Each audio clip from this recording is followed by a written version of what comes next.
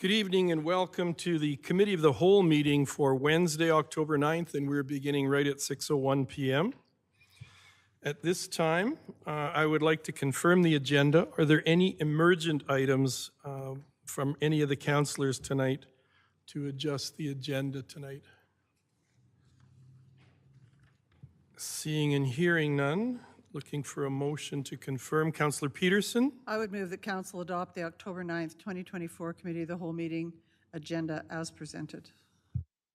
Thank you. All in favor? Thank you. That motion is carried. We move now to item 3, public comments.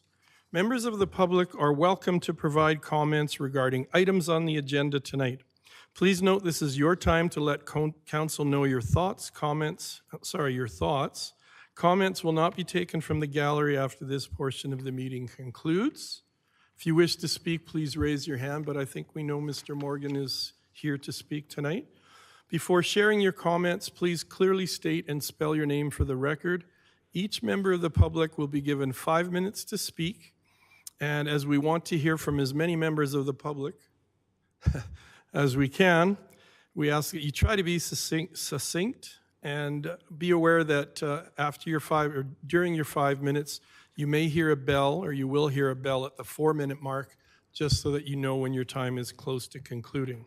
Mr. Morgan, if you wouldn't mind coming to the microphone and just introducing yourself so the people at home know. Thank you, and good evening. Good evening. Just gonna get adjusted here.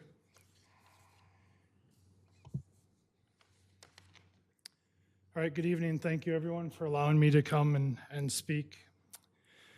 I'd like to talk about the utility bill pricing model that Strathmore currently uses. Our utility bills in the 8 cold months average $150 and shoot up to $500 in the 4 hot months. That quantifies to the sewer levies from $50 on average to $170. We take pride in our yard. It's a bonus for the town to have a lot of places like ours that look good. It makes Strathmore look appealing and a nice place to live. That shouldn't come at a cost that leaves us feeling penalized.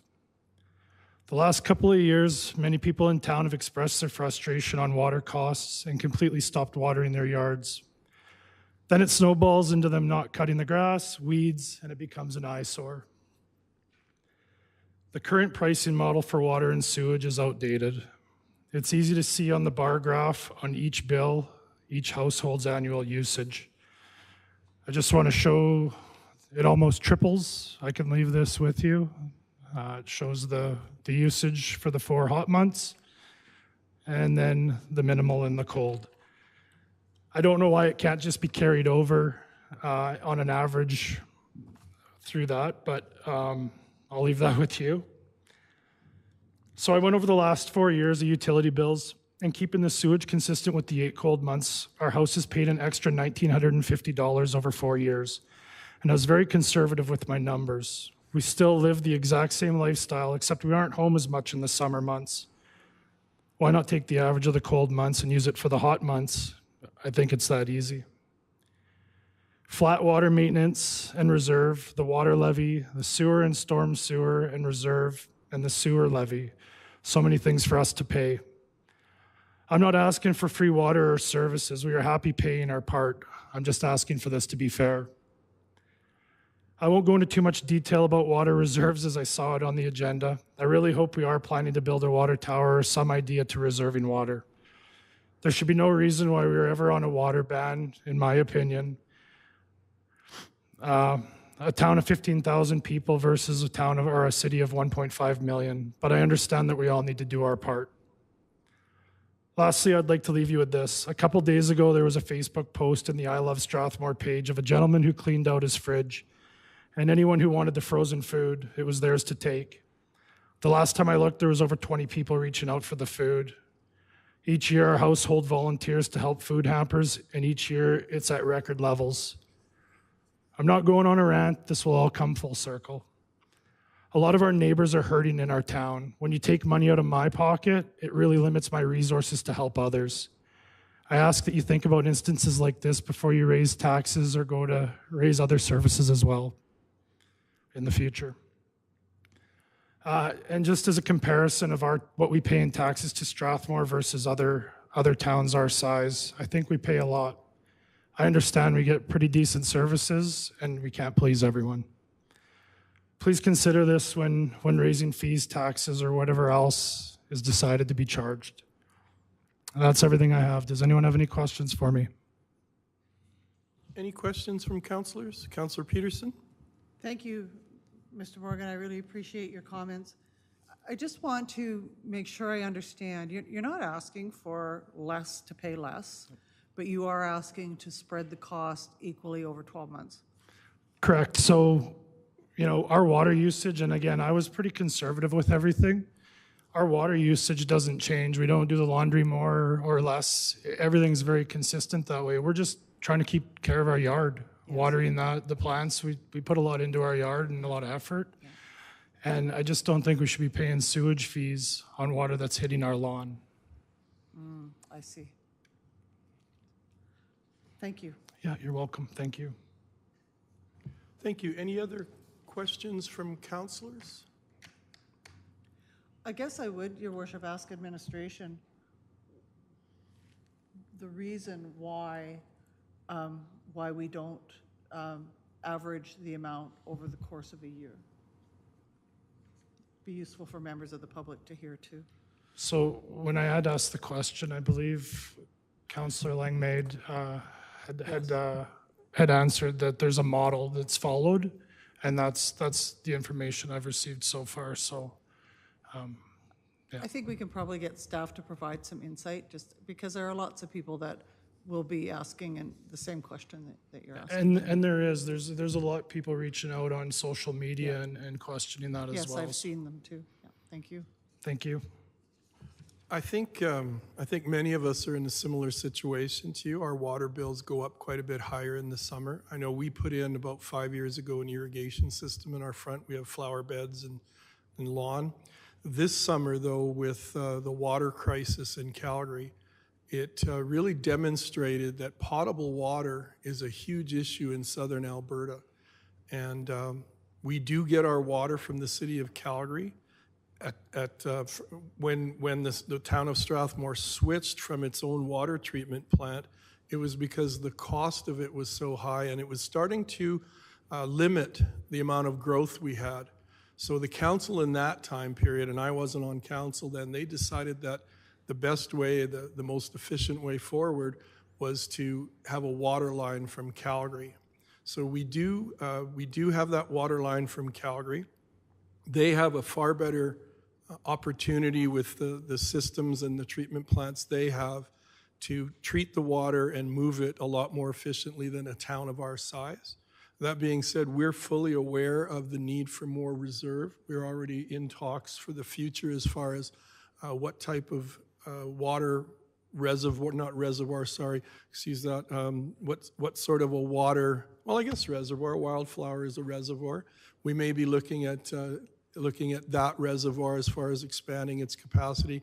We know that the Brentwood Reservoir is aged and needs to be addressed soon. So we have it on our radar to increase the days of water supply, because this summer obviously was a real wake-up call. And I'm actually questioning now my choice of having irrigation put in, because to me it's it makes no sense to put drinking water on my lawn. And that's become a real problem as we move into the future. If we were in the northern part of Alberta where there's much more water available, it wouldn't be as big an issue. But we hear you, and some of us are sharing the same situation where our water bill goes up in the summer. And I'm wondering if you could leave us the bar graph and leave us, I think our staff and our administration has heard you.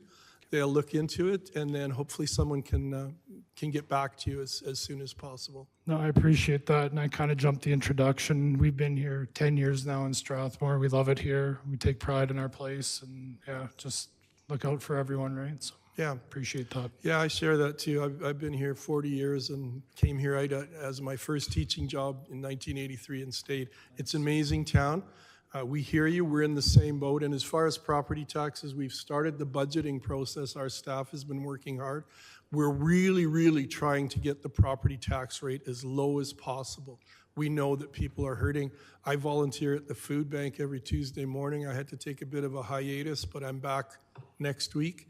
So we know that people are hurting. We know about the food bank and the Christmas Hamper Society. So yeah, I appreciate your comments about people hurting, and I just want you to know you're being listened to, and that our staff will look into your situation.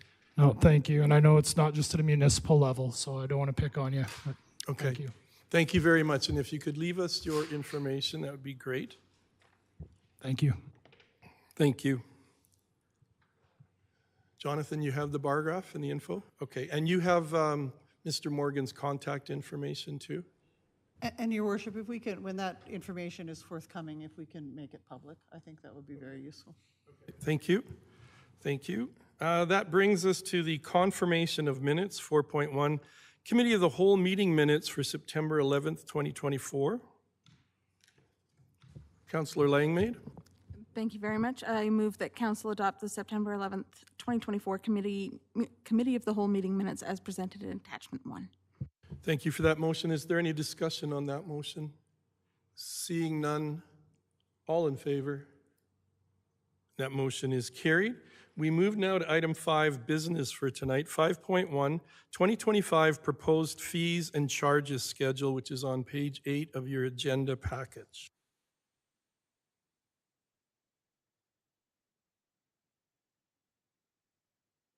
And Leanna, are you speaking to this, or is it Riley? I'm going to have Riley speak to this. Okay, tonight. thank you. Good evening, Leanna, and good evening, Riley. Good evening, Your Worship and Council. Thank you for accommodating me being virtual here today. The purpose of my request for decision ask here is to request any feedback or changes from Council regarding the draft fees and charges schedule in your agenda package. I believe it's page 12, the actual schedule starts at. We will make any requested changes from Council and bring the schedule along with the official bylaw to next week's council meeting. So we just wanted to go through, make any changes today kind of thing for next week's to get it passed. Just as a background on this, approximately 30% of the town's revenues are derived from fees and charges that get authorized in this bylaw. And we review this process annually, and just to reflect any changes in levels of service, increased contributions to reserves, or to recover cost of delivering programs, as well as inflation, which is most of what the changes you'll be seeing today are related to. Just kind of like as an overall view of it, we're not going to go line by line or anything like that, but kind of business licenses and planning and development, like we're kind of looking at mostly just inflationary related things, kind of in that 2 to 4% range. Not too much in the way of change there, as well as utilities. So just like we were talking about with the prior delegation there, we are recommending a 4% increase on most of our utility fees to kind of just keep up with inflation and expected infrastructure costs kind of going forward. And then kind of the other big public facing item is our rec center. So family center, aquatics, civic motor products center. Most of these had a larger increases in 2024, kind of like a 4% increase, where and for 2025, we're recommending a lot of them to kind of stay as is, although there are some rentals we're recommending to increase for inflationary purposes. The one I really wanted to bring to your attention and kind of have discussion on, because it is going to be something that the public will be interested in, is the most substantial item is that we're recommending a new charge to users who choose to pay town bills or user fees on their credit card. And we're looking to charge 1.5% of total amounts paid to the payer. And this is kind of no different than if you go to like a small time vendor, like a small time small business or something like that, who if they ask you to pay on debit card or cash, there's no charge. But if you're paying on credit, they ask you to pay a small fee to kind of cover that cost. What's happening right now with the town of Strathmore is we effectively eat the cost of all the credit card fees charged to us by vendors. It was about 66 grand last year, and it's trending to be even higher for this year.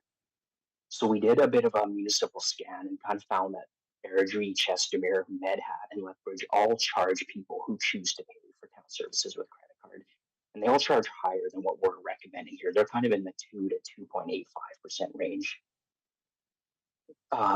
And we're basically recommending this chart just because, like I said, currently all taxpayers are effectively subsidizing these credit card charges when the town pays these banking fees.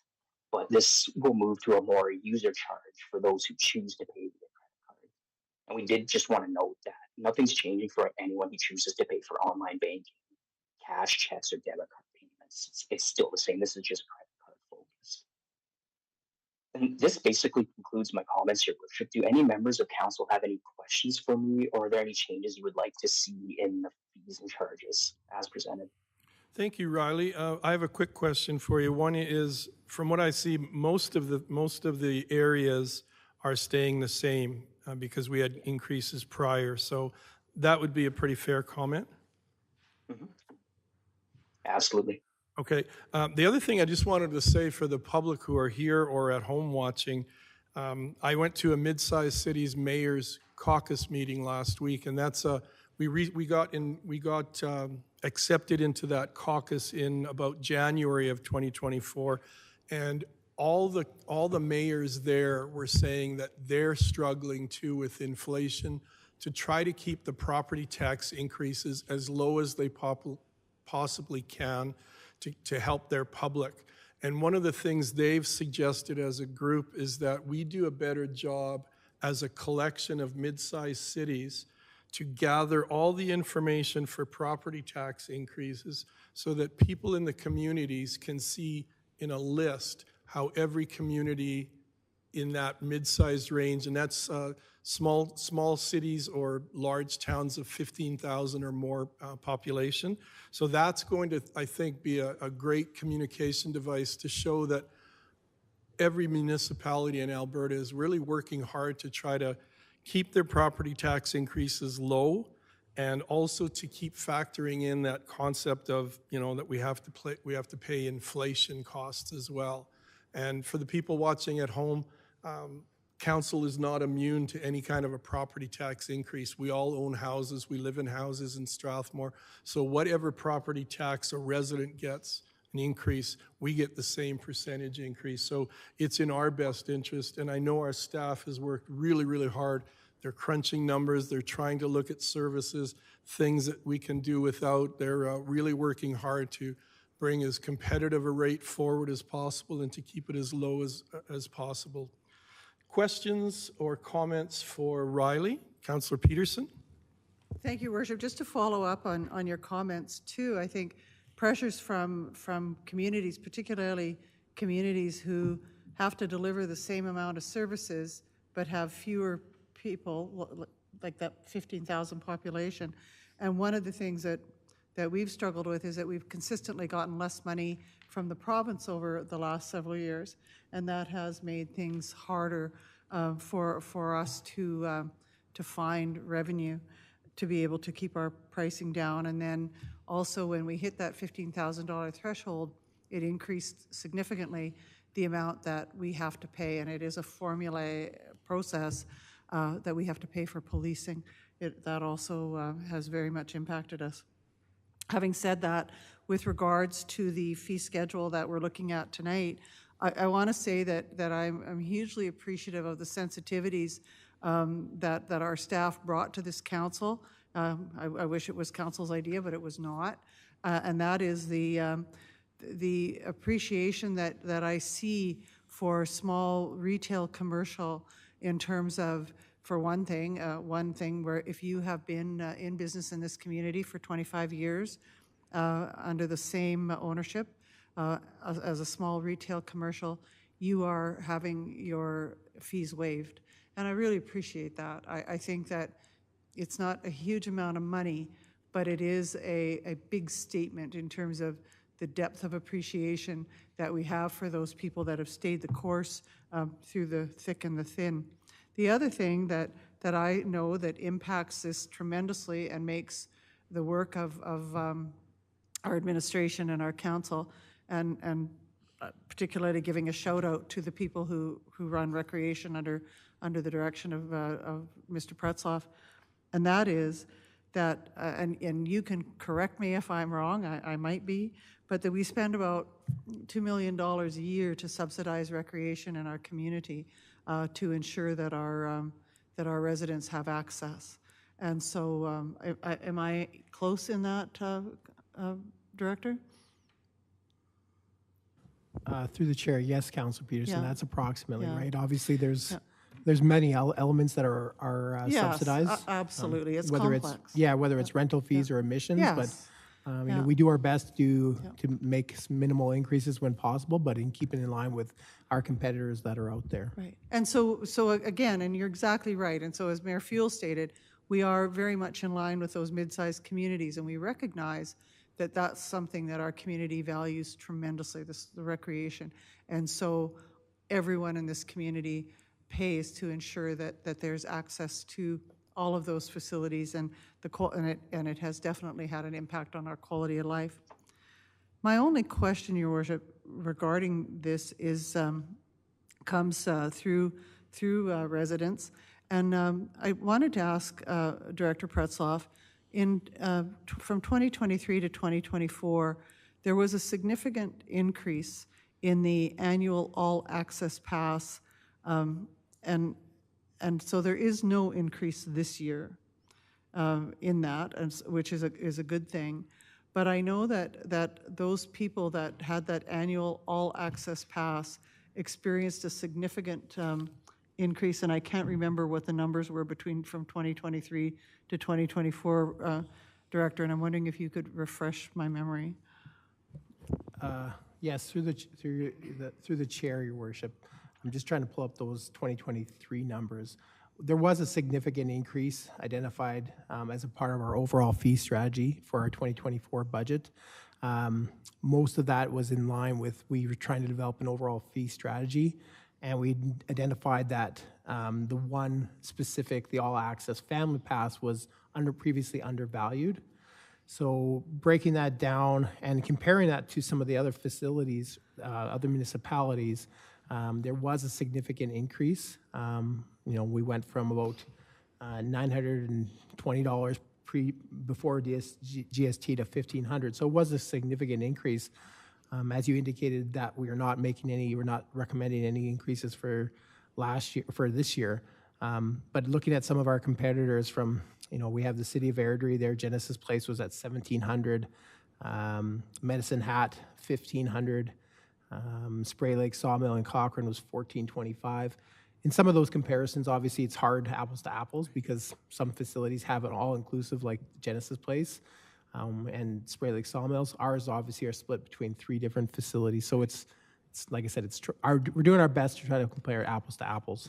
I really appreciate, first of all, I want to say very succinctly that this was council's choice, and council voted this. This was not directed by administration, this increase that happened from 2023 to 2024, and we recognize that it was a big jump for people. What I wish I had done retrospectively, and I've definitely heard the public, it is something that I wish we had given better warning and maybe given a longer runway into the process. But I also want to say to our recreation people that I'm very, very grateful that when those people came forward with those concerns and they were upset and angry at the shift and the suddenness of it, that you went to great lengths to give them really fulsome information. But from a council perspective, I do apologize that it was something that I wish we'd taken slower.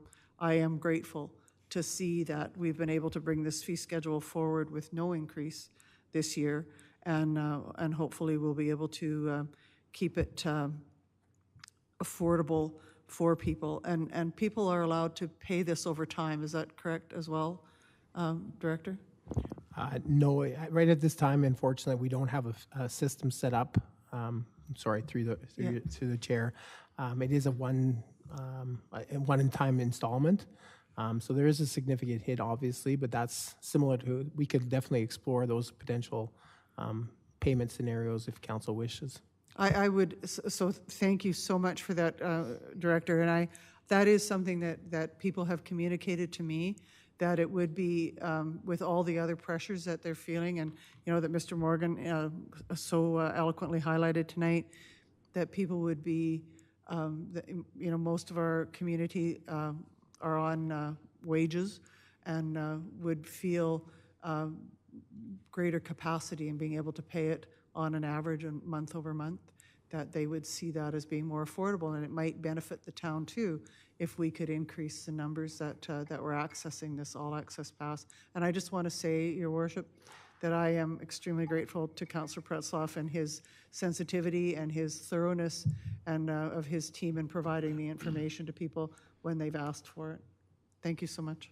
I think you've been demoted there a little bit. You said councillor, but that's okay. It's okay. Deputy Mayor Wiley, followed by Councillor Montgomery. I'm hoping I can convince the rest of council through the chair that maybe we want to consider increasing the rec user fees. Just a couple of the data points I've heard tonight and through the agenda is that rec fees, we're recommending 0% increase in rec fees. I've heard that it's approximately, give or take, but approximately $2 million a year subsidized toward our rec facilities. I've heard that there's quite likely a small property tax increase. Nobody can say at this point what, but that there's likely going to be a property tax increase, and that fees are 30% of the town revenues. So I just want to highlight the difference between, if you're struggling financially, the difference between property tax and rec user fees is that you have no choice about paying your property tax. You must. If money's tight, on the other hand, you can choose which rec facilities you go to, how often you go. You can decide that, look, right now we're going to cut that expense from our budget. These are all decisions that families in Strathmore are making right now. And so when we allow for property tax increases, but we don't allow for rec user fees to increase, the property tax owners are subsidizing the rec users. And so for 3 years on council before every budget, I've tried to encourage that we allow rec fees to go up proportionately with property taxes. And so in my ideal world, we would be directing administration to look at, as unpopular as this might sound in a soundbite, I would be looking at increasing rec user fees so that the property tax owners are not having to subsidize as much. Thank you. Riley, is there a way as we move forward into budgeting that there could be a scenario showing an option of one without increases to recreation facility and usage and one staying the way you've presented tonight? Through the chair, yeah, we can kind of provide that in as a shadow budget information item for you, kind of like what it would look like if we were to bump the rec fees and get us to that bottom line. That's we can provide that for sure. Thank you. Councillor Montgomery.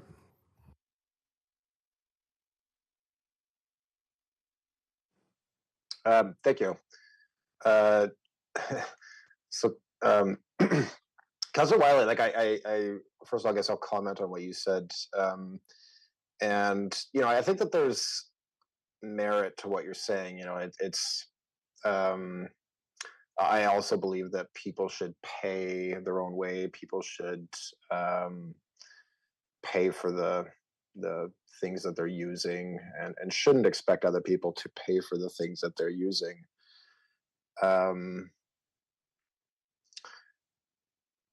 That being said, I look at, if this is a business, which it kind of is in some ways, it's easy for us to, raise rates or, to project raise rates and go, okay, what's that going to get us?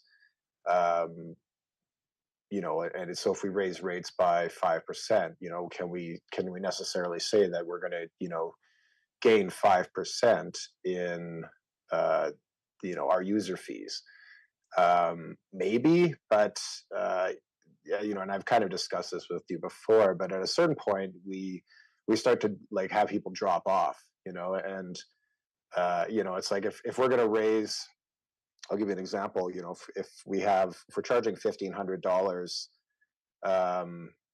for an all access pass, a year long all access pass, and let's say we were to let's say, you know, we were getting 10 people, well, you know, however many people, but you know, at a certain point, if we raise it to, let's say, $1,600, and one person drops out, you know, says, okay, I'm not paying $1,600, we've lost $1,500 essentially, and we would need, you know, we would need to basically increase the number of people, or we would basically need to increase what we're charging people even more to make up for like the people that are dropping out. And obviously, it works the other way too. As we lower prices, we would see more people, you know, buying these passes, and you know, and so it's obviously tough to predict. I mean, like I wish administration could, you know, tell us, you know, okay, at this price point you're gonna, you know, lose this many customers, and you know, at this price point you're gonna gain this many customers. I would be, you know, one of the things I would be interested actually if administration could provide this, and it'd be just information on the uptake of the annual passes between the previous year, when it was, I think you said like it was around 900 and something versus 1,500. You know, did we gain users in that time period, and you know, or did we lose? Did we stay the same?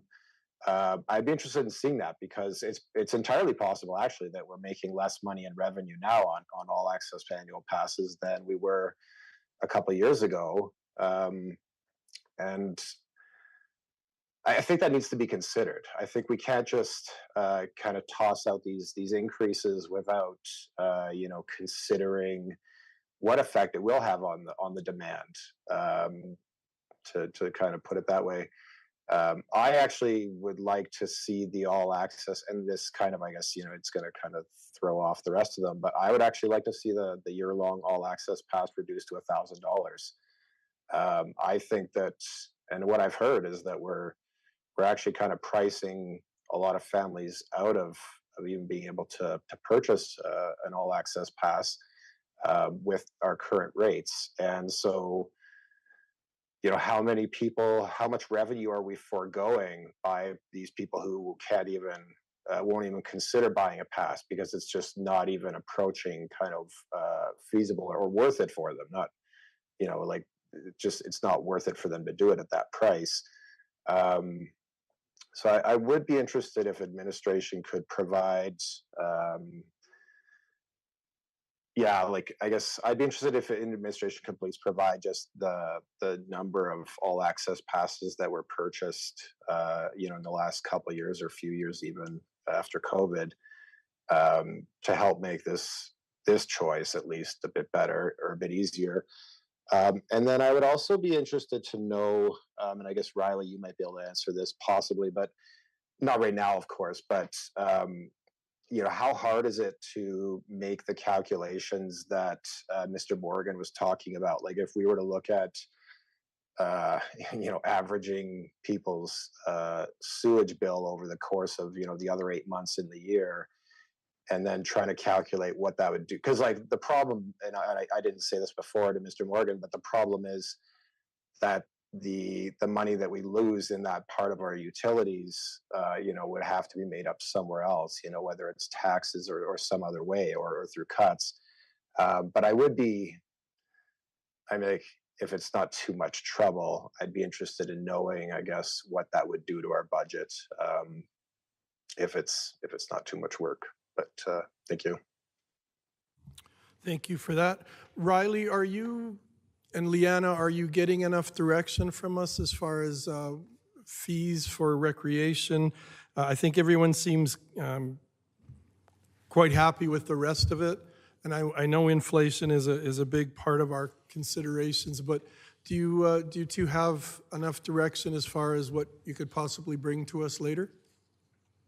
I believe for recreation, we could. I do know with the averaging of our sewer rates, this is a very complicated exercise to do. I know working in other municipalities, this was one of their larger struggles with their software.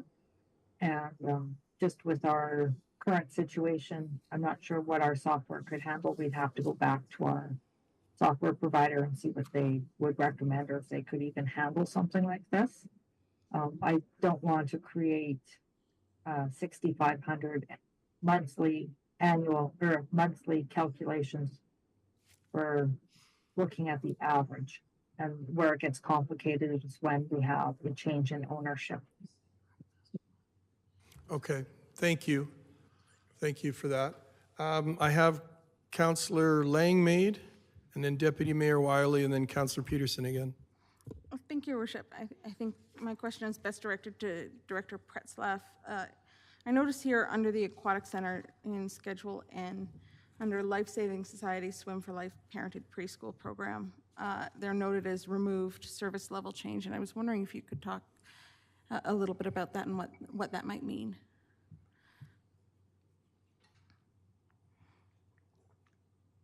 Through the chair, sorry, Councillor Langmaid, you said Schedule N, or? Schedule N is on page 41 of my agenda for the Aquatic Center.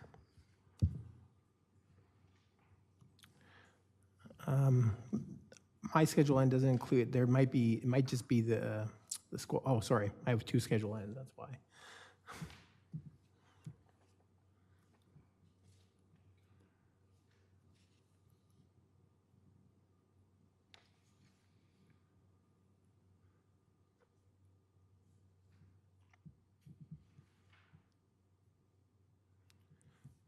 Sorry, Councilor, once again, what was your question? So I'm just looking here in Schedule N on page 41 of our agenda. At the bottom here, I see that it's Life Saving Society, Swim for Life, Parented and Preschool Program, and there's a few line items under there, and it's noted as removed service level change. And I was wondering if you could just talk a little bit about what that service level change, proposed service level change is. Yes, I apologize for the delay.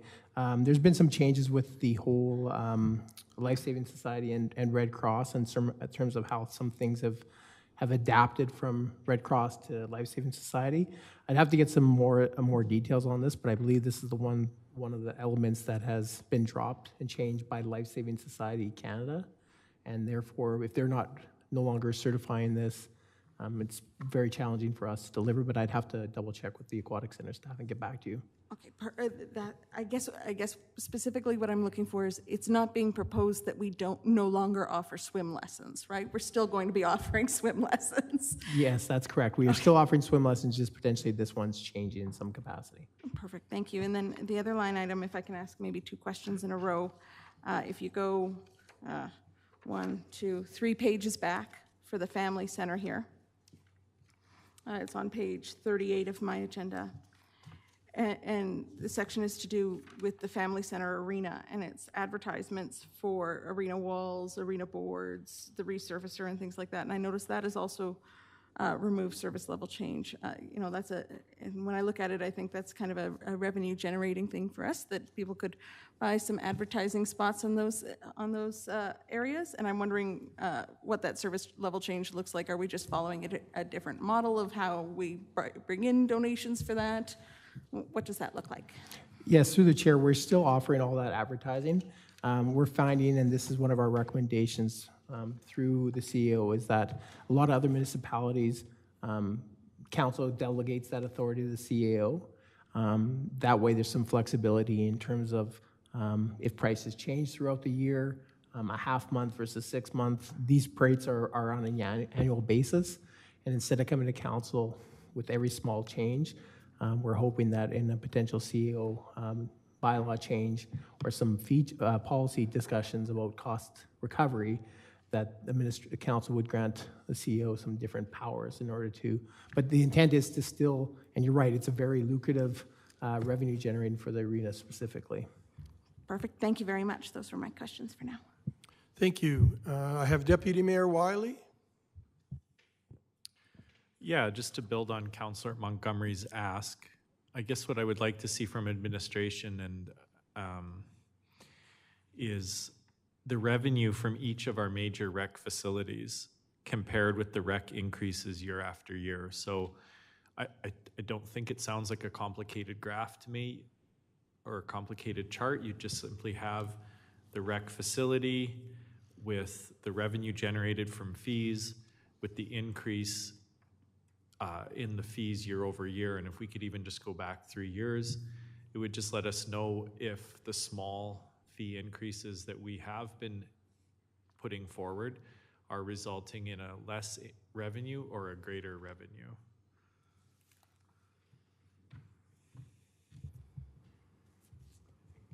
Oh, sorry, CAO Scoble. Through the chair, well, I'd want to make sure we get the right data set. You really can't, even 2022 data isn't that useful coming out of the pandemic. So we'll give you the best data set we can, but we might have to go back a couple years. And then, of course, SMB was new. So there's been a lot of flux. So we'll do the best we can, but there probably would be some caveats on that data. So. Through the chair, just recognizing the constraints of that ask, I just appreciate more data as we go forward trying to make this decision. Thank you. Councillor Peterson and then Councillor Langmaid. That's, just following CEO Scoble's comments, probably the data from recreation in 2017 and 2018 is probably more pertinent because we do have some of those, but we do have a recreation master plan coming forward, to me, the questions that are being asked about revenue versus costs may simplify or oversimplify what I think is much more complex because, we're also looking at an aging infrastructure and we're looking at, the need to create reserves to protect that aging infrastructure. And I think that,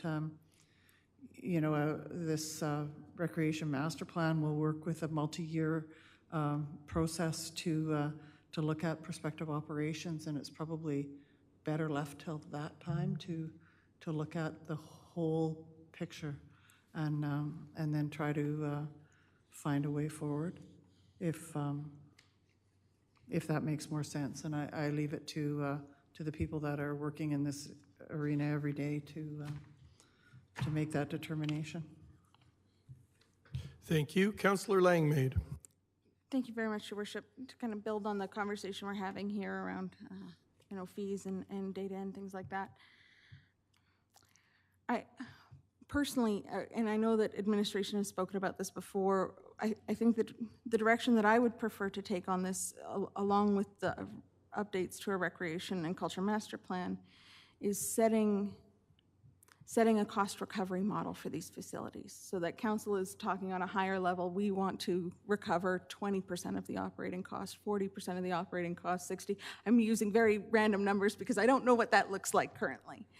But rather than, I appreciate the time that we're taking going through, kind of fees line by line, but I think setting a larger target and a higher target and working on a higher level as a council and then leaving it to our very talented and knowledgeable administration to put together plans on how to achieve that target is perhaps maybe a better model and a better flow for us to follow from a governance perspective.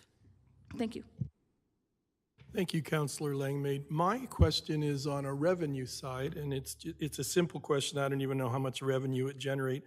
But as a recreation site, do we charge anything for the use of the tennis/pickleball court, the outdoor one? Because I know we've recently refinished it and repainted it. Is that ever to be seen as a recreation site, much like the SMP Sports Center courts? Thank you. Through the chair, at this time, Your Worship, we do not have any fees associated with many of our outdoor amenities, whether it's the tennis courts/pickleball courts, baseball diamonds, etc. That's something that we have explored or are considering exploring. That would be a significant culture change for this community, as whether it's the Strathmore Reds or soccer associations that have not historically paid for that sort of stuff. It is something that we have discussed internally, that as well as park rentals and amenities such as picnic tables and setups for events. Those are all things that we've had internal discussions on, and excuse me, are potentially going to bring something back with council with some data on whether that's a direction council wishes to go. Thank you. Councillor Langmaid. Thank you very much, Your Worship. You sparked my memory on a question that I had, and that's that when I was going through these fees schedules, I noticed that there is no line item for the curling arena.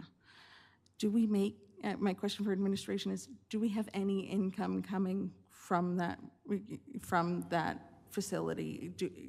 Are there user fees that are generated?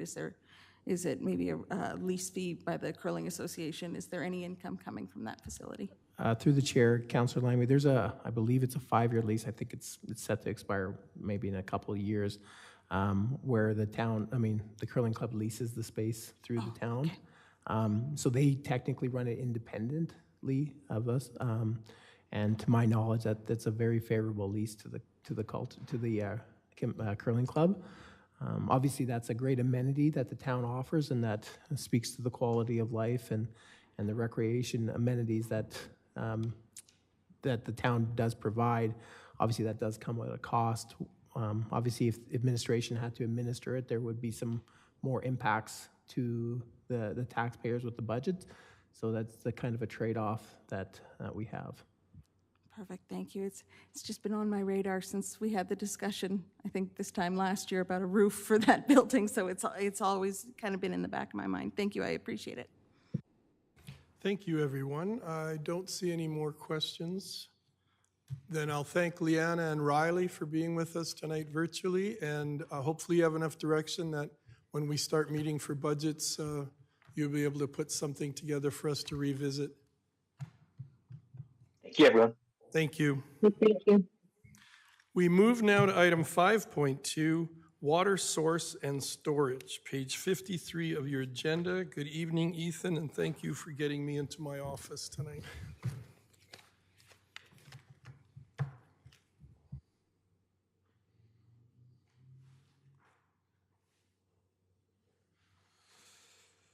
Good evening, Your Worship and Council.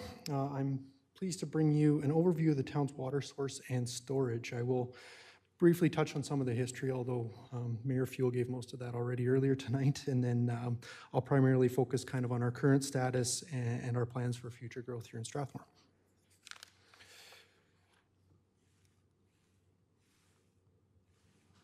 Next slide, please. So as you are likely aware, the Bow River is the source of water for the town of Strathmore, as well as many other municipalities in the area. Cochrane is the first major withdrawal point downstream of, there's a mountain reservoir system, so that's kind of the first point downstream of that reservoir system. And their flows range between 50 and 300 cubic meters per second at that area. And then the river in the Calgary area alone serves 1.7 million people daily. Of course, downstream of us, you think Brooks, Bazzano, Medicine Hat, they're all partially fed or fully fed by the Bow River as well, but the first use, or the first primary use, is in that City of Calgary area, including the town of Strathmore. For the town specifically, water from the river is treated and delivered via the East Calgary Regional Water Line. There are pros and cons to this, however, the regional efficiencies in treatment are significant. The historical method of water delivery, prior to the ECRW, was raw water was delivered via the WID to the town of Strathmore. This allowed the town to be independent. However, it had the necessity for a large reservoir, as we would not receive water for 6 months, as the WID canal does not operate in the winter. Another item to consider is evaporative losses. The town's diversion point is the Bow River. Utilizing a pipe means zero evaporative losses. While the canal travels 25 kilometers just to get to Chestermere, and an additional 58 kilometers to get to Strathmore. The evaporative losses over that significant distance would be large. The ECRW is constructed of concrete, PVC, and HDPE pipes, in which seepage is possible, but less than the seepage that would be experienced on an open canal without a liner. Another option to consider would be wells. The town explored this prior to the 1980s with varied success. With wells, it can take multiple wells to fill a raw water storage facility, and then it may require multiple raw water storage facilities to have enough adequate water for the town to then treat and store as potable water. There is also the likelihood of a well or multiple wells running dry. To give you a brief overview of the treatment process, The treatment of water is a complicated process which requires qualified professionals, which currently the town does not employ. EPCOR does provide many services to the town, and they would have these qualified professionals, but none of them are currently located in Strathmore. In simplest terms, coagulation combines small particles together, which brings them into larger particles and allows them to settle, or sedimentation. Once I'll call it clean water from the sedimentation process, is then taken and filtered through various sized mediums to remove smaller particles. What is left is water which is visibly clean, but may still contain viruses and bacteria, and this is where you get the disinfection process. Ideally, or essentially after this entire process is when you get clean, potable water. Like I said, this is a simple way of explaining it. There are intricacies to each situation depending on the water qualities it comes in and other factors. So now that we've covered our source water and the treatment process, we can kind of look at the storage within Strathmore. So prior to 2010, the town treated raw water and stored it in two reservoirs known as Brentwood and Westmount. That raw water storage facility is in what is now the community of Lakewood. So water was delivered via the WID to that location, treated, and then moved to the two facilities in Strathmore, being Brentwood and Westmount. With the ECRWL activated and the Wildflower Reservoir in place, there was a period of time where the town had three reservoirs. So this was brief, but at that time we had Brentwood, Westmount, and Wildflower. Westmount reached its end of life and was decommissioned around 2018. With Westmount decommissioned and following structural review of the Brentwood Reservoir, the town has been operating the Wildflower Reservoir at 100% capacity, but the Brentwood Reservoir at 50% capacity. Wildflower's capacity being 11,500 cubes, and Brentwood's capacity is 6,000 cubes. The 50% operating of Brentwood gives us an effective capacity of 14,500 cubes. Question being, how much is this? So when we look at the town over the past 4 years, we've seen an average day demand of 3,920 cubic meters and a maximum day demand of approximately 7,800 cubic meters. Converting this to storage requirements, the town is required to have 2 times our ADD, or average day demand, of storage. So with our current capacity of 14,500 cubes, we are well over the requirement. And with the planned decommissioning of Brentwood in 2026, we today have a free storage of approximately 32%. Of course, our free storage is a snapshot in time, and as growth occurs, it will decrease at a point of criticality. I've created a dashboard which looks at various growth and water demand projections. It's my attempt to project kind of that time of criticality. So the version that I've got up here is medium growth rate and a continued water consumption rate. So basically what people use on average per person per day, continuing going forward. Utilizing this, 2042 is when we would have storage capacity issues, and 2047 is when we would have water license issues. Now, if the citizens of Strathmore become water conscious and reduce their per capita usage, there is the possibility that reservoir storage and water license capacities can be extended by approximately a decade. Now, this may be a probable outcome, but an alternative water uses and storage is becoming available, but at this time would not be an advisable model to follow. So what I'm saying is we could strive to achieve this, but it's not exactly a model I would follow starting today. Another item to consider is the ability for treated water to be delivered from Calgary. So the ECRW currently services Strathmore and Chestermere, and Wheatland and Rocky View were contemplated within the original construction, but are not yet partners in that water line. Strathmore's portion of the water line is the largest at 201 liters per second. To kind of add some perspective, we are currently on average utilizing only 90.4 liters per second of our 201 liter per second capacity. So there's plenty of capacity in the water line currently. In addition to this, apparently this slide isn't working, there are restrictions within our Calgary agreement which limits our water rate. So ensuring that Calgary has the ability to provide water to all their users so that Calgary can plan future improvements appropriately. And so within that agreement, we're currently 41.6 liters underneath our limit anyway. So there's a buffer zone within that as well. So as of now, we have sufficient water reservoir capacity, we have sufficient water license capacity, and we have sufficient water line capacity from the city. As we look ahead, the town's master servicing study contemplates an expansion of Wildflower Reservoir's storage capacity. This is separate from the pump upgrades currently in progress, and an additional 6,200 cubic meters of storage can be added to Wildflower. So based on today's demand, this would increase Wildflower's capacity from 2.9 days of storage to 4.5 days of storage. So with Wildflower itself considered the average usage, we have approximately 2.9 days worth of water. Of course, water restrictions could increase that, but if we had zero water coming into Strathmore, our reservoirs would serve the town for 2.9 days. A project of this size, so the 6,200 cube expansion, is anticipated to cost between $12 and $15 million. So if we flip back to the dashboard, if we increase the capacity of Wildflower to that 17,700 cubes number, it means our current water usage practices allows for sufficient storage, that 2 times that ADD, until 2067. This, of course, means, though, that our license capacity is now our limiting factor, as it still can only achieve our needs until 2047. So, to kind of summarize this part, looking ahead with the current plan means water licensing is our limiting factor. As we look much farther into the future, the Water Master Servicing Study also contemplates an additional reservoir on the east side of Strathmore. This reservoir would have a capacity of 21,000 cubic meters. It would come at a cost somewhere between $40 and $50 million, and is likely not needed until 2060 or beyond. So, how can we protect our future water supply? We can look at alternative water sources such as wells or raw water delivery, but this would require a treatment plant. We can look at redundancy of the ECRW, which would protect the town in the case of a line break, although it does come at a cost.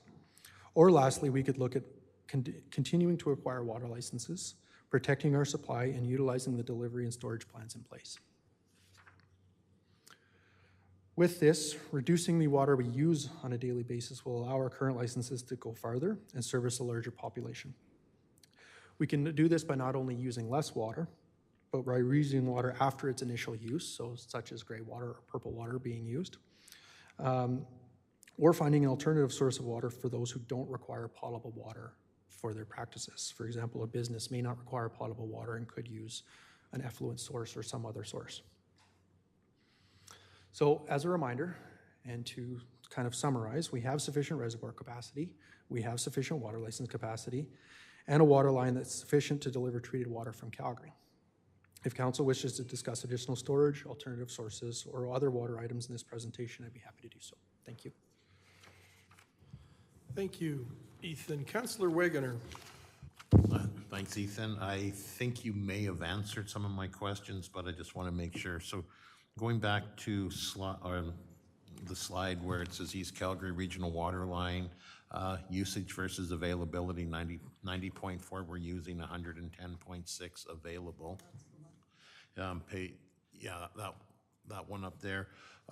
So it looks like we're using about 45% of our available water. If we were to have, let's say we were to have a fairly extensive housing build, how will that affect our available water, usable water versus available if we end up getting that big development built? I think the one thing that should be mentioned on the ECRW is it's essentially a gravity pipe. So the pressure that is delivered from Calgary is there's no increase to the pressure from that point forward. There is the possibility to make this a pressurized pipe, which would allow us to bring more water into Strathmore at a faster rate. So that 201 liters per second with some costs and engineering and upgrades could be increased for all the users of ECRW, but the most economical way to build that line when it was built, and clearly it services the needs of the town now and to the future, was to build it in the manner that it was built. But there is the possibility of making that a pressurized line with a booster pump and those sort of things. Okay. Yeah, I guess, all right. Yeah, I was just looking at like So this is based on the pressure of the water coming up. I thought it was what we have available in our license versus what we're using in our water license. So maybe, I was just looking, like I say, I guess where I was going, and maybe you explained it, I just don't understand it, but with the housing if we have a big housing increase, our availability, so we have, according to our water license, we'll have X amount of liters or gallons, and that if we get a big housing development or big development in here, will that affect our usable water, our licensing for public consumption, our availability? So to you, Councillor, I think the best way to answer your question is the water line can handle the full amount of our water license. Yeah. So our water license is still our limiting factor. So we will run out of license availability before we will have to upgrade the water line. Okay. So in a roundabout way, the water license capacity that we have is still the limiting factor in terms of growth. The water line can handle everything that we have a license for. It can actually handle quite a bit more than what our license is for. So whether we gained additional licenses or had an agreement with some other form of getting treated potable water, the water line can accommodate that. I'll get that. Thank you on that. Another one here on the next slide over. I think that was the one of your slide that didn't. So it would be page 72 of 108, the East Calgary Regional Water Line. It says down at the bottom, current YYC agreement is through 2023 to 2026, in which future volumes and flow rates could be adjusted to suit the needs at that time. The flow adjusted to suit the needs, would that be the City of Calgary needs? Would that be our needs? To clarify, that would be our needs. And I think the other thing that I should clarify is the town and all of the regional customers to the City of Calgary have an agreement much farther into the future. I don't remember the exact date, but I want to, 2040 sometime. But every 4 years, we go through this process of projecting how much water we would use, and in turn, that gives the Calgary the ability to set appropriate rates for everyone. So by not over-projecting and not under-projecting ensures that the water rate that we pay to the city is as accurate as possible. Okay, thank you. And just one more, if that's all right. I know we talk about it quite a bit. CAO Scoba mentions a lot of the water recycling of gray water and that for various non-potable functions. With that, is it possible that gray water could be recycled into potable water through purification, chlorination, and all that, or would it just be strictly for irrigational uses? So there is quite a bit of water recycling happens already. We did some up in Fort McMurray. A number of the golf courses are watered with treated effluent, not even gray water, but purple water in the Edmonton region. Not too sure about the Calgary region. Singapore's been drinking their treated effluent for over 20 years now. And that time is coming. I've toured water reuse plants in Colorado. Like, the water shortage is working its way up the Rockies, and it's now starting to reach Alberta. So Colorado, they've been recycling effluent.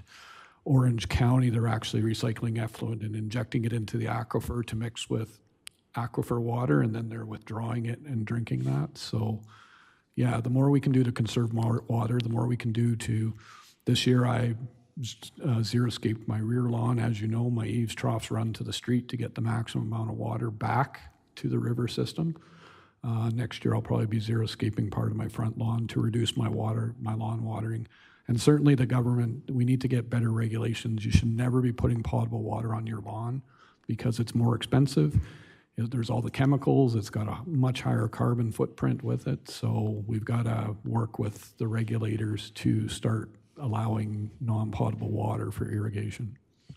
And it is possible. I know you've said that before, so just wanted a little bit of clarification. I would imagine there's probably a cost associated with it, and I guess what that cost, would the benefits outweigh the cost?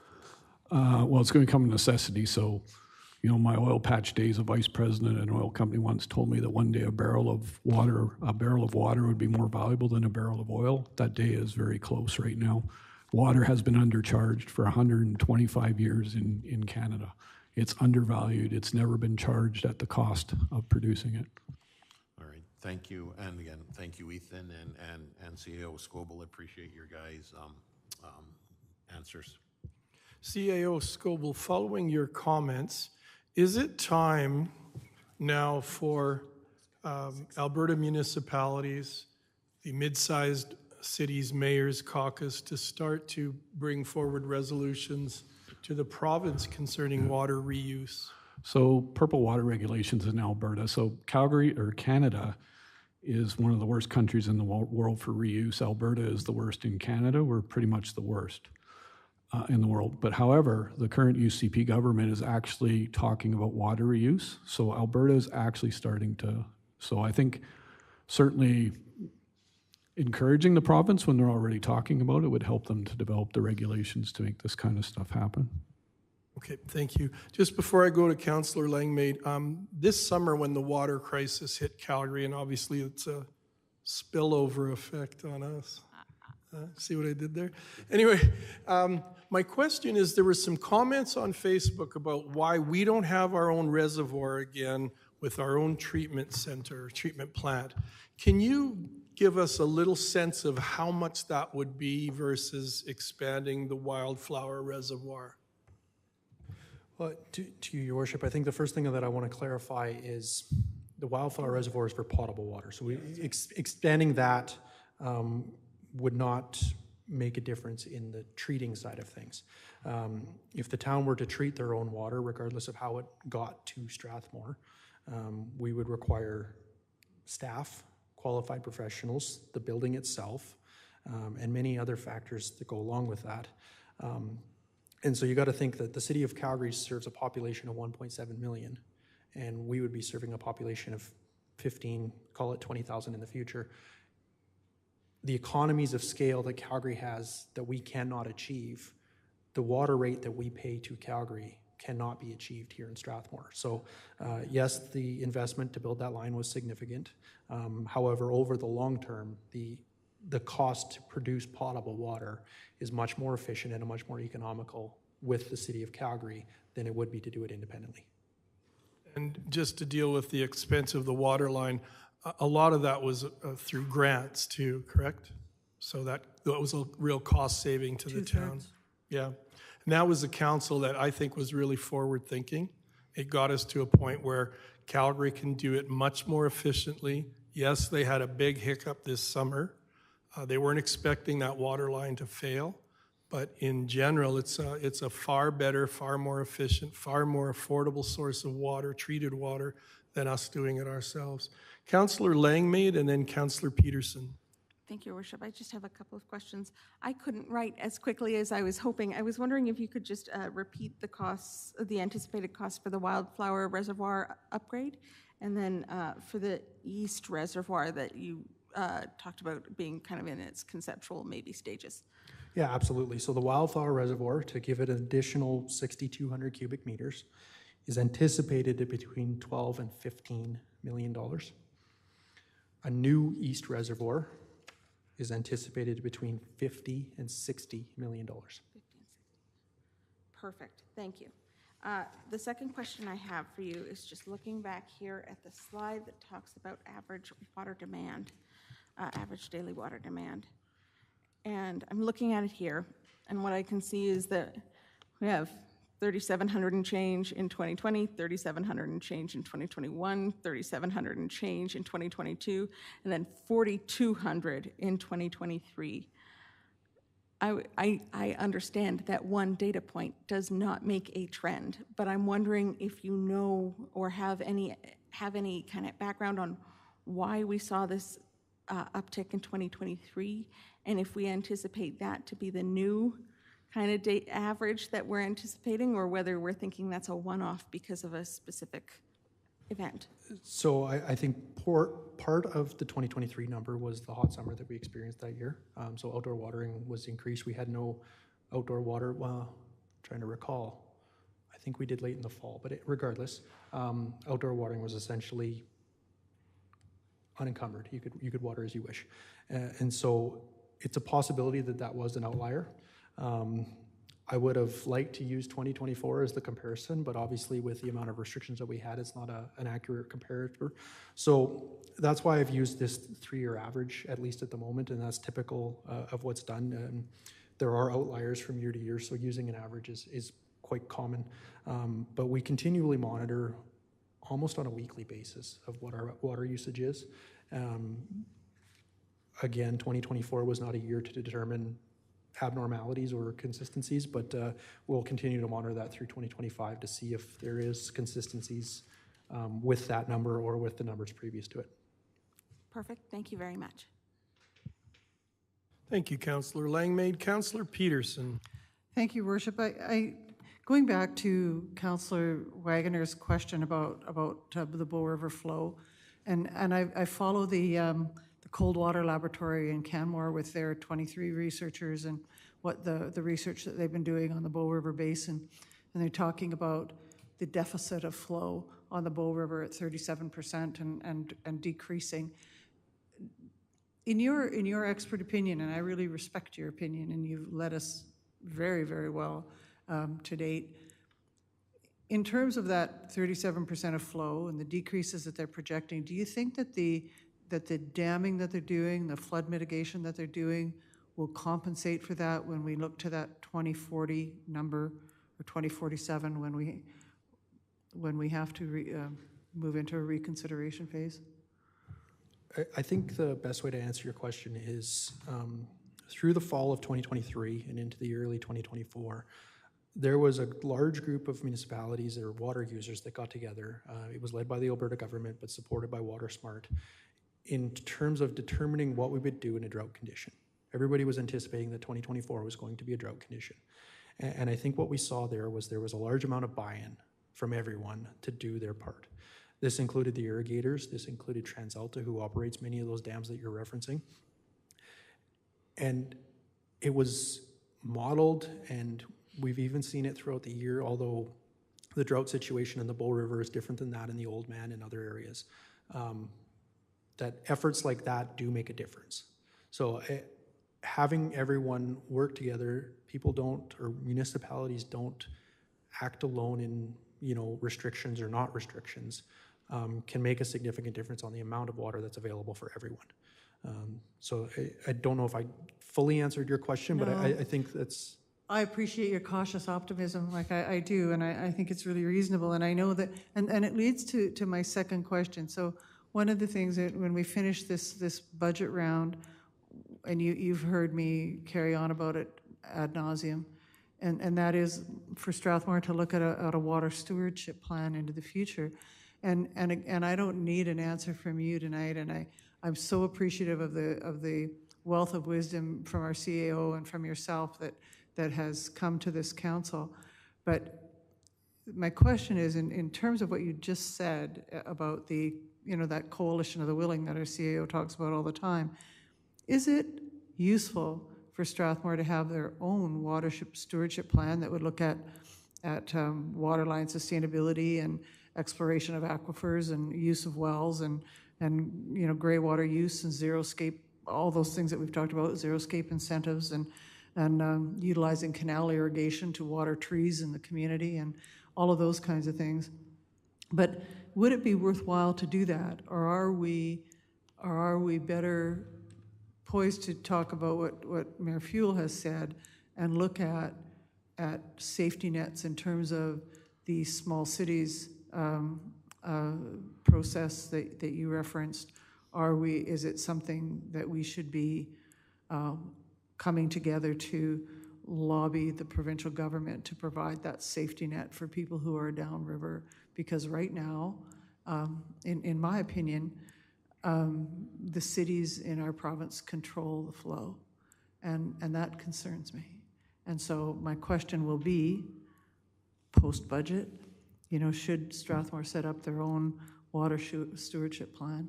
And I appreciate all of the work. Through the chair, I think the answer to your question is all of the above. I think one thing that we actually forgot to mention tonight that the public should know is there's no more water licenses for the Bow. There's no more water to be taken from the Bow. It's over allocated. So as you know, we've purchased a license. You never used to have to buy a license, and now you have to purchase licenses from someone else, in this case, an industry user that wasn't going to use the water. So I think you have to actually look at all the strategies, in addition to, pushing reuse and that with through regulatory frameworks. We definitely have to look at how we can conserve water here. For example, we're looking at the spray park doesn't have a recycled water system on it, right? So we're looking at installing that instead of drawing fresh water all the time for that. So yeah, well, I would say all the above. Thank you. I just want to point out, Your Worship, that in 2067, the only one sitting behind this desk likely to be alive is Councillor Langmaid. It's always an issue when we plan ahead. Councillor Langmaid. Thank you. Sorry, you totally threw me off. Thank you. Hearing about the shortage of water licenses that are available right now, and the fact that there are no licenses being created and we have to wait for one to come on the market if we wanted to expand our capacity. Could administration maybe give us a little bit of insight on how often do these things actually come for sale, and in a volume that would actually be helpful to an organization our size with our needs? I'll start it off and maybe let Ethan look at it, but it's going to be supply and demand. The price is going up every day. As you know, we paid a fair chunk for the water license we just bought, which will get us 150 new homes. So. Yeah, so I'd like Ethan maybe talk about the market. He's been in the market or watching the market closely here. So, Yeah, I don't think I can add much more than Kevin. He's exactly right in terms of, when people start to feel that their water license is of value, they'll start to market it. But until that happens, they have no incentive to get rid of it. Those who hold a license at this point probably didn't buy it. They probably got it before the moratorium on new licenses came in. So they've currently got what I would consider a valuable asset that they've paid nothing for. So once the demand for water licenses increases, unfortunately the price will also increase. Until that point, it's more of a who you know and when you know, and is it the right time.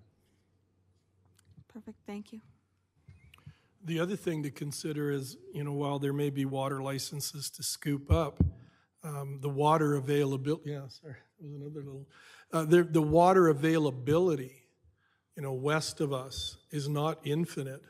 So there could be water licenses, but at some point reuse is going to be, I think, the way of the future. The other thing I wanted to point out to public at home and media and whoever is covering it, this has happened in the last 14 years I've been on council, when you see roads being dug up and new infrastructure put in below ground, we did a lot in the downtown area and Lakeside and 3rd and Waddy Lane. When you see that happening, that is also to help improve the water pipe situation, the infrastructure below, because those aged pipes, those old pipes, the water loss is a real factor when they're that old. And we know that, 50, 60 years ago, the type of pipes that they were using is not what it is now. So when you see that infrastructure being replaced, part of the benefits is to stop or really, it actually should be stopping the water loss below ground. Yeah, Your Worship, you're exactly right. One of the things that we continue to work on is trying to determine what is our water loss, right? We know what we bill out and we know what we bring in for water. However, there are activities which go unmetered, unfortunately. There are activities such as firefighting, which, our firefighters are great at giving us an estimate of what they used, but it's an estimate. So every drop of water that's used that's not metered is technically a loss. It's whether you can account it to something or whether it's an assumption that it's from a leaky pipe. So we continue to try and find those sources. We continue to try and reduce that number. And you're exactly right, that renewal of old pipes is one of the best strategies to do that. Thank you, Ethan, for all your work. Deputy Mayor Wiley. This has been so informative that I'm wondering if this could be an annual discussion where Ethan, our engineer, comes forward with our current water situation. Would that be possible? Yeah, certainly. I mean, yeah. We can do that annually. I don't know that we'll have a lot new to report every year. It'd be more. You know what? Just to have that at the forefront and mindfulness for us, I think this has been very good. Yeah. I would say some of this information's been given to us before, but to have it all in one place has been great. I think what's important to talk about is our learnings from everything. So, you know, we were planning for drought this year, province-wide. You know, Ethan talked about the irrigators where, you know, the priority was people, then it was livestock, then it was crops, then it was industry, right? And everybody came together to make sure that we were going to get through that. That didn't happen. But then we had our, I guess, for all intents and purposes, a mini drought with the Calgary water line. And we did learn a lot from that. And I think it's important to continue to have that conversation, like what can we do, like recycle our spray park. But we need to really work on the regulatory side because we had lots of water that residents could have put on their lawns that was from our storm ponds, right?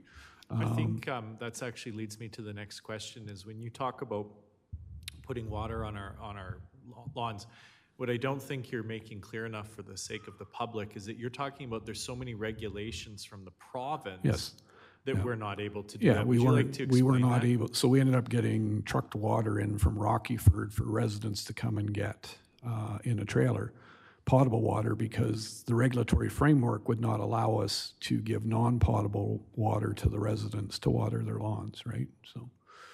Yeah, so what you're talking about when you're referring to the province and regulations, that we're not actually allowed to use certain water in ways that isn't even for potable. Yeah, when they let us use for our flower pots, we were able to water that with non-potable. We had to put a big sign on it that said non-potable water, right? So.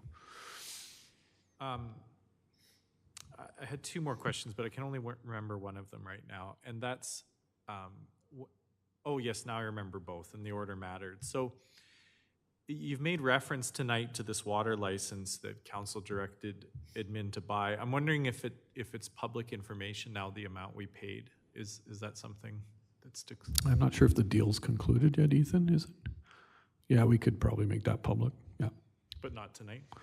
If Ethan's got the final number I could on give his- you round numbers, but I'd be guessing. Round numbers is good, because I want the public to have an understanding where you said this is for 150 home increase and what these water licenses are going for. So it was approximately 60,000 cubic meters annually, and it was approximately $600,000. So $600,000 permanently purchase us an extra 150 homes, approximate. And that- Approximately. And the analogy to current that is usage. it's like paying for rights to seasons tickets. That's what we're doing now, Yeah. right? So, I just think it's really important that some of those numbers are heard really, really clearly, because that's what we're dealing with when we're talking about this. And then finally, I'm assuming that the administration is bringing forward the idea of the two new expanding the one reservoir and adding eventually a 20,000 meters cubed reservoir, because this is going to be the advice, like this is going forward, sort of the plan that administration's recommending. through the chair, if I might. So perhaps some of the feedback we're looking for from council tonight is, as Ethan mentioned, we have 3 days of storage now, right? You know, and I'm not suggesting maybe you need to give an answer tonight, but it's something you need to think about. Is that what you want? Do you want 5 days of storage? Do you want 2 weeks of storage, right? Do you want unlimited watering during the next Calgary water shortage so everybody can water their lawns all day long? Like, That's what we I can- want. we can- That's what I want, but we can do whatever you but want. Can we have that? My No. point is, we can do whatever council wants. We can spend a total of $65 million and build both reservoirs if that's what you want, right? So, So you know, before there's a this bit of comes- a bit of a pulse we have to get of the community here is how much storage do you want? Because quite frankly, I'll be honest, the water line will get hit at some time or it'll rupture at some time. I've seen them blown up by seismic operations. I've seen everything. At some point, our water line will get hit here. So how much storage do you want on I hand mean, for for that? a second time, we've actually No, well, already, no, I'm just before your saying, time our hit. water line from here to Strathmore could very well have a leak one day, or Yeah. somebody puts a piece of equipment through it, or with carbon The capture. they're Wildflower do- Reservoir did take a hit. It was before your time, but Oh, okay. it filled that entire storm pond next to it. Oh, okay, okay. So that's sort so of it. before- Where do you want to be? Sorry, Deputy Mayor Wiley, just before we leave that, CAO Scoble, what would be yours and Ethan's recommendation for a good number of days of emergency water supply? Well, 3, as Ethan mentioned, 3 is well within the guidelines for that. But it comes down to is the community going to conserve water in these situations, or are they not going to conserve water? And honestly, one of the first things you do is when you tell people they got a water shortage, the first thing they do is go and fill the tubs, and then you do have a water shortage because everybody's filled every container and every tub they've got, right? So it's a very difficult social issue, so realistically, a pipeline repair here for a water line would probably take 4 to 5 days. So, and we already, during our preparation, we shared with you, it's $200,000 a day to truck water in if we're out of water, right? So yeah, I think that is a telling response, that 5 days is something that would be a good emergency water supply. Deputy Mayor Wiley again, and then Councillor Langmaid again. So tonight's not the night, obviously, that we need to be making decisions or directing administration, but before that time when we would have to direct administration, we would have a report on recommendations based on the data you have. So whether you're saying 5 days of storage, and then eventually working up, like, we would expect to see that. I think the other important thing, Ethan, is maybe talk a little bit about the growth rates you used, right? Like, I think you were using a medium growth rate. If we get into boom times, you're using more water faster with growth too, so the time to our critical constraints comes down, right? So. Okay, so we can expect that from administration. Yeah, absolutely. And to Kevin's point, yes, I did use a medium growth rate. I mean, there's a possibility of a low growth rate. There's a possibility of a high growth rate. I think the other thing to mention, like Kevin said, we could target that 5-day number as the amount of storage, but is that a limit that we're trying to maintain? Is that a goal that we're trying to hit as of a certain date? Because remember, as growth continues, your storage capacity or number of days decreases. So if for say 5 days was the number that we want to maintain permanently, then we're probably going to build to 7 or 8 days off the start to allow for growth to that 5-day point. So I just to keep that in mind, that if council has a number of days that they wish to achieve, are we achieving that as of the completion of construction, or are we maintaining that over a period of time? But your worship, you could also have trigger metrics, right? Yeah. But you're not looking for that direction tonight, are you? Okay. No, I mean, we will take some feedback tonight here. We can come back with a report probably in the new year. Honestly, we're focused on the budget, and you've got a capital budget to take a look at there. Well, everything I'm hearing in the community and my gut tells me that we need more water reserve area. If we're only at 2.9 days, I absolutely agree with you. The first thing everyone does, not saying that it's me or anything, is fill the bathtub when there's going to be a water shortage. So 2.9 days is probably accurate, even if everyone does cut back. And so that is a direction that I would like to see, but I would just need more information on it. Thank you. Thank you, Deputy Mayor. Councillor Langmaid. Thank you very much. Just doing an initial gut check on what our storage capacity should be in the number of days. What comes to my mind on what we should maintain is whatever length of days we think it would take to repair the water line from Calgary. If we think that's, a strike would take 4 days to repair, then my gut is, my initial gut is telling me that we should probably keep around 4 days of water on hand, just in case. And I'm just going off experience. We'll check with some engineering consultants, but my experience is 4 to 5 days. Like, our pipe is not the same as the Calgary pipe, and it's, generally in the prairie, and it's in road right-of-ways we have access to through the county, so we can get in real fast. It's not as complex a pipe as what was happening in Calgary, but we can double check that, and if that's where council wants to go, that's the basis we should be starting on, is how many days do we think it's going to take us to repair a pipe hit. So perfect, thank you. And then kind of the other thing that's on my mind while we're talking about water restrictions is, has there been any currently everyone in the province seems to kind of follow the same model, that in stage 1, you reduce, you don't use your hose, you use a different type of hose, then you got to use your watering can, then you got to, and it kind of stages like that. And some of them make sense, and some of them maybe don't always make sense to people. And what's been on my mind is, do we think that there is an alternative way to encourage saving water, reduce the use of water, or to implement restrictions? And kind of what I have in mind is, like, right now, if there's water restrictions on, there is no way for me to tell on any given day how I'm doing. Am I doing a good job? Have I saved water? Did I use more water? I do not know until I get my bill. And that's one thing that hit me is my July bill, which was supposed to be quite low, I apparently did not do the best job at saving water. So I'm wondering, you know, going forward, is there a way that we could make more information available to people so that it becomes easier for us to monitor ourselves and be able to go, okay, I used 10 cubic meters yesterday, I need to use 7 today, and actually know whether or not I've hit that point. We could do a how-to, like you've got your water meter, right? So you could track, we could suggest this is what your usage should be for the day, and you could check your own meter.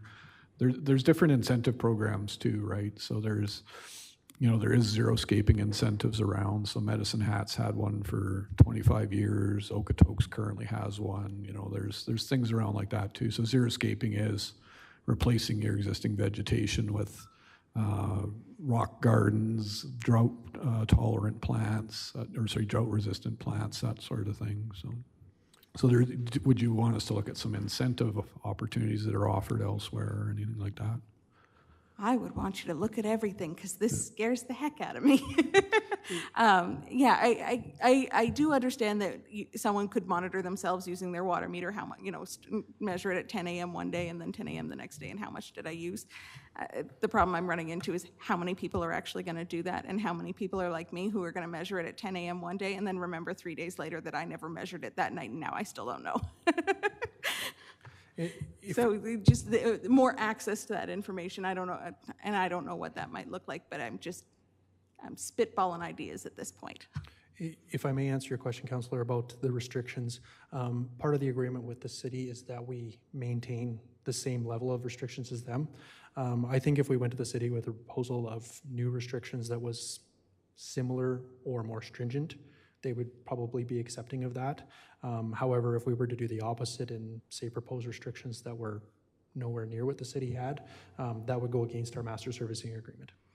Okay, so we're looking at maybe a broader cultural shift then on how to approach these, because I know that what we have, it works, but I know that they're very confusing to some people. Like, why can I fill my pool, but I can't fill my bird fountain? And, you know, just kind of some things that don't always align in people's minds. But I see that with that master service agreement, it's a broader cultural shift on how we handle those things that might be needed. Thank you. Thank you, Councillor Langmaid. I don't believe we have any more questions or comments. Thank you, CAO Scoble and Ethan, for your explanation and your report tonight. It's given us a lot to think about. Thank you very much. So we move now to the solid form of water and our snow report. Donna, good evening and welcome. This is item 5.3 of our agenda, and it's on page 82.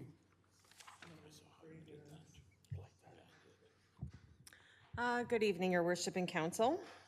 So operations maintains over 50 kilometers of roads during the snow season. This past season from October to March, we dedicated over 1,700 hours to snow maintenance activities. Keep in mind, Public Works has 7 people and Parks has 5. So we had 33 days, sorry, a different slide there, sorry. We had 33 days that it snowed with a total accumulation of 182 centimeters.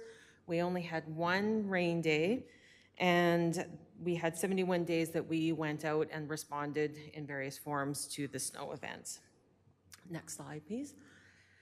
So our primary focus when an event is triggered, it is opening the road, sidewalk, or pathway. This continues until the event ends, the maintenance and cleanup occurs. This also activates our continued priority maintenance of P4s and P5s, which includes opening access points at crosswalks and handicap parking downtown, windrow removal from community mailboxes on priority routes and removing piles from parking lots, widening pathways and opening crosswalks, maintenance plus continual ice control. We also enter into the non-priority routes, which is the residential roads, and we do ice and maintenance, which is basically sanding at stop signs and hills and stuff like that. And when the accumulation reaches downtown at 5 centimeters, it activates a downtown removal. And we also do budget for 3 removals on the priority routes every season. Next slide, please.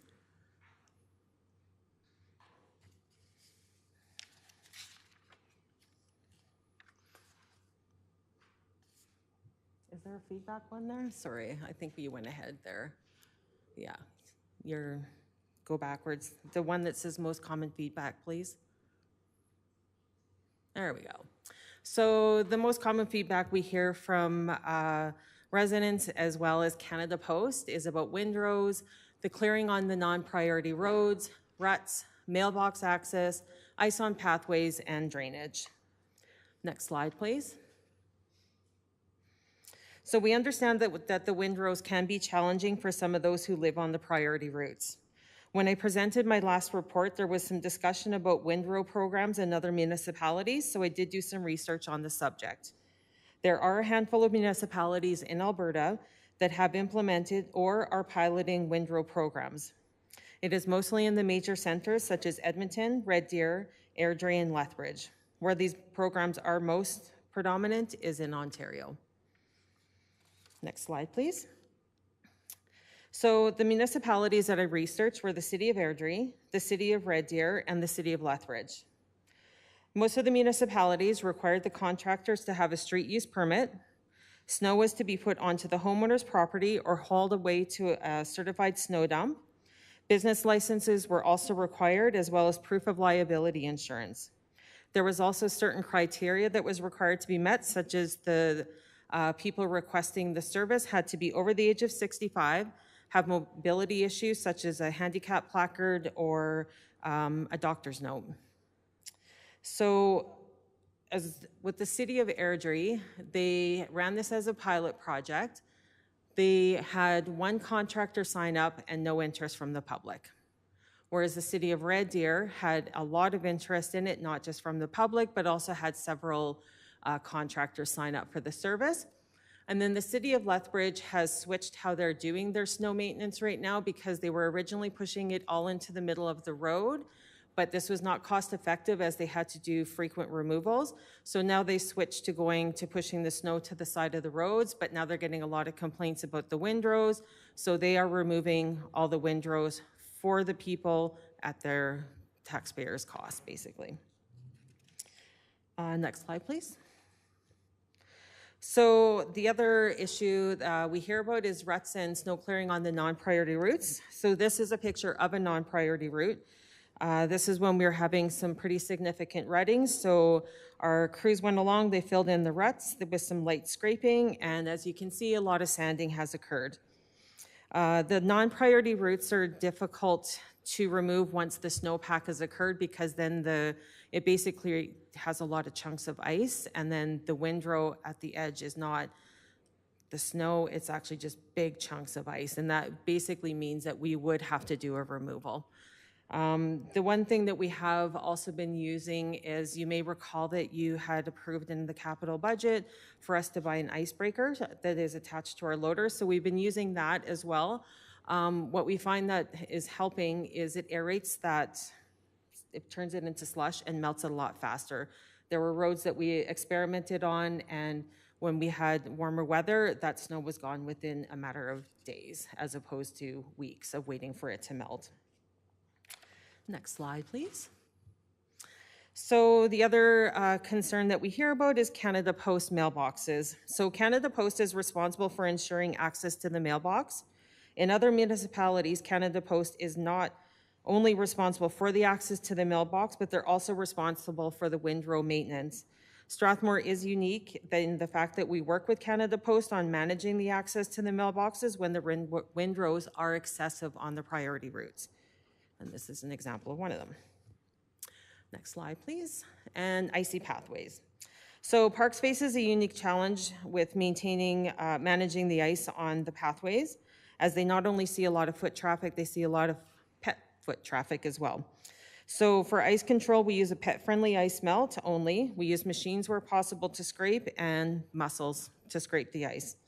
So we're also working at improving our clearing using strategies for widening to push snow in various locations where it won't pool onto the pathway, to help eliminate some of those drainage issues that create ice when it freezes.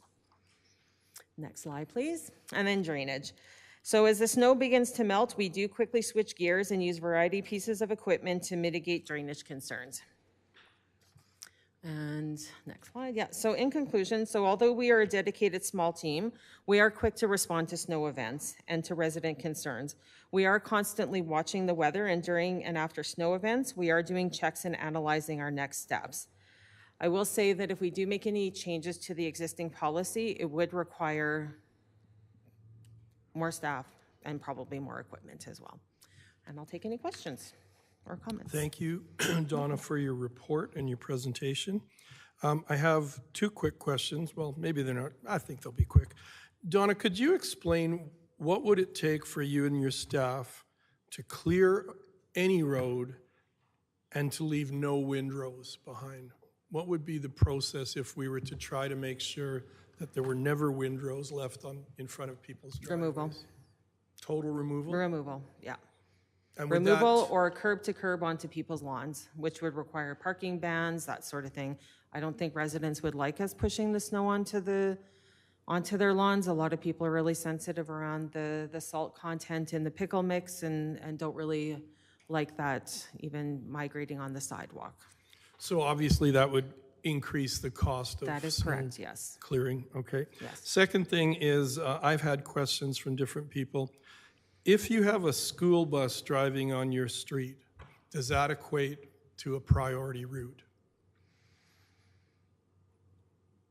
Good question. Like I'm just wondering because my street, it gets cleared once, then there are the usual ruts that happen with melt and freeze, melt and freeze. But we have school buses that come down the road, but it's not cleared to the pavement. So I'm assuming that doesn't make it necessarily a priority route. I don't know. I would agree that it's not necessarily a priority. I'll be honest, whenever I get residents that call in and say my road is not passable, I drive an Elantra. I don't take a work truck out. I take my Elantra and I go drive the streets and I gauge by my little car on how it maneuvers on those roads. A school bus is quite large. I think they can make it down those non-priority routes, depending on the situation, of course. Thank you. Councillor Langmaid. Thank you, Your Worship. Two very quick questions for you. Pickle mix. I know we use that on the roads to try and maybe head things off a little bit before snow. Have we ever, or do we use pickle mix along pathways and problem areas? If if there's a corner where it's always getting icy, could we put pickle mix there? No, we try not to use the pickle mix just because of the sensitivity of the pet's paws. It's really because of the salt content. So we use an environmentally friendly ice melt that goes into a hopper that we have on the various. We have 3 pieces of equipment, smaller pieces of equipment that go on the pathways and can apply it. We also do hand applications in those areas where it's really built up. They apply the ice melt and then they'll try to take equipment. If they not, they got ice breakers and that's how they're breaking it up. Thank you. And I recognize that you did answer that in your presentation, and I just didn't apparently listen well enough. The second question I have is just, I don't know if you know this off the top of your head, but could you remind council and the folks at home, what is the proportion of the annual budget that is roughly dedicated to snow removal each year? So like I said, we account for 3 removals of the priority routes every year. We always are cognizant of if we have a Snowmageddon 2020. So 2020, when we had the Snowmageddon, we did that full removal was done in-house with contractors, but all through the operating budget without tapping into those reserves. So we're always monitoring that. I will tell you that this snow season, we were around about $400,000 for the snow activities. Okay, thank you. Thank you very much. Those were all my questions. Thank you, Councillor Langmaid. Councillor Wiley. I think I've heard this number before, which is why I'll ask, but if you don't know it, that's fine. Mayor Fuel asked about what it would take to remove all the windrows. Your answer was cost of one time of removal. Do you have a ballpark of what it would cost for us to go out and remove the windrows and do a snow removal of the entire town? So if I look at 2020, when we had the Snowmageddon, we did that for about $150,000. That's what that was the number I thought I'd heard too. I would say though, every removal, if it's a lesser amount, may not be quite as much because you don't move as much snow, but it would be probably still within pretty close to that range. Okay, so earlier this meeting, I asked about raising user fees on rec facilities. So furthering my attempt to be the least popular council of all time, I'm just curious, in your opinion, is there any way, any roads that you see that could actually have a decrease in downgraded priority, ones that we have a very high priority, and to save money, to save taxpayers, you could consider decreasing its priority? To not be the next least popular person, I'm not sure I want to So answer that. maybe what I could do is put it this way. As we get closer to the budget, maybe if operations could come forward with just some ideas. Absolutely. Instead of putting you on the spot, as we're trying to get through that budget, I'd sure love to hear from operations coming forward on maybe just some routes that could be prioritized lower on the scale. And then we don't have to say the names of the street right now, but Okay. I can be the one Thank you. that owns that. Yeah, let me look into that, because I'd rather have the map in front of me and No, speak with I my, really appreciate my it. staff and my operators. You know, I take their feedback into consideration with things like that as well, so. Okay, thank you, Donna. Thank you, Deputy Mayor. Donna, just a quick question about the windrow programs in Airdrie, Red Deer, and Lethbridge. Are you monitoring that like annually just to see if that's something that would be a fit for Strathmore? If Yeah, a similar program? absolutely, yeah. Yeah. And are you hearing things from the operators or the operation heads of that department, how it's going? I know you've got a little report here. It was, just in speaking with, because I did phone these places just to get some information from them, and there's definitely some hiccups that come along with it. You know, sometimes the people that aren't necessarily, don't have mobility issues and things like that, feel like they should also get the same service as the other taxpayers, for example, in Lethbridge. The problem with some of the municipalities was what the contractors were charging. So I believe it was Red Deer had to contact the contractors because they were charging quite excessive amounts for the removal of the windrows. And they reminded these contractors that these people are over 65, are usually on a fixed income, some are low income, so if they could adjust their rates accordingly, even though in their policies it states that the negotiations are up to the customers. They were just worried that some of these people were not going to be able to use the program. So Thank you. yeah. My second question is, would we ever look to private contractors in tight cul-de-sacs for snow removal? Have we thought of that at all? I know some of the questions I get is, how come my cul-de-sac never gets cleared? Well, and most of the residential don't get cleared, right? Like we don't clear in the residential, but we do go in and do, like I mentioned, we'll go in with the sanding trucks. We'll do a light scrape in there if they're rutted up. We'll take the icebreaker in, that sort of thing. So people may perceive that they're not getting anything in their I live in a cul-de-sac as well.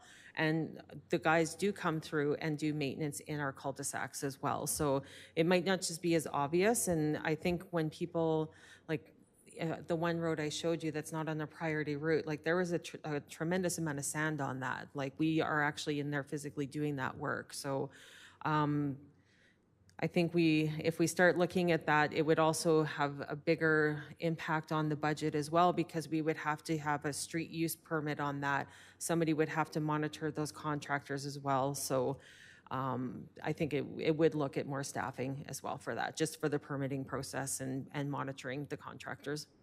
Okay, thank you. And my last question is for administration. At one time, before CAO Scoble, we talked about when there's a light snow season, having any leftover money put into a snow removal reserve.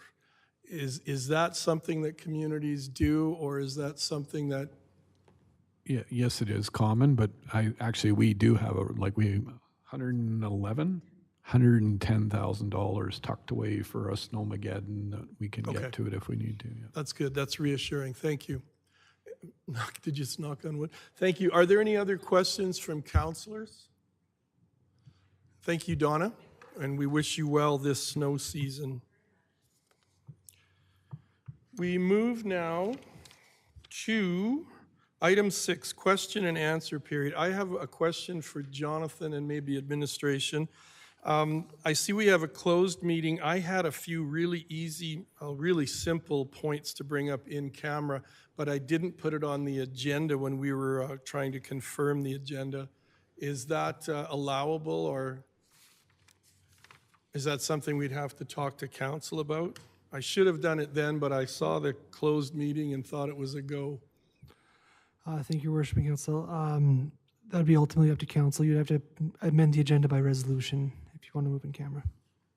As far as council goes, there's no real surprises, just something that, well, I can do one just right now. If any of the councilors are interested in attending the Hope Bridges, well, I guess I'll put it in as a question form. Are any of you interested in 2 tickets to the Hope Bridges Artists Among Us Gala? I was sent 2. It's on October 20th at 3 p.m. at Hope Community Covenant Church. I cannot go, and Deputy Mayor could not go. So if someone would like those, you're okay. If someone, no, okay. Anything? No, okay. That was easy. I wish I had that red button here. The other one is one, I would like to ask it in camera. It's really simple. It's something that I've talked about in an email, but I just wanted to get council direction.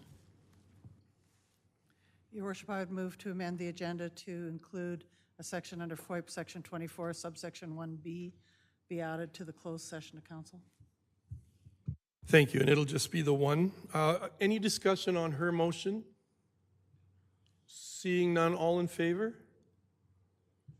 Thank you, and thank you, council, for that support. I promise to make it easy and painless. Any other questions or answers from anyone? Okay, thank you. So then, I am looking for a motion to go in camera. Councillor Peterson. Your Worship, I would move that we go in camera at 7:53 p.m. Thank you. All in favor? And that motion is carried. And any staff can stay. It's not a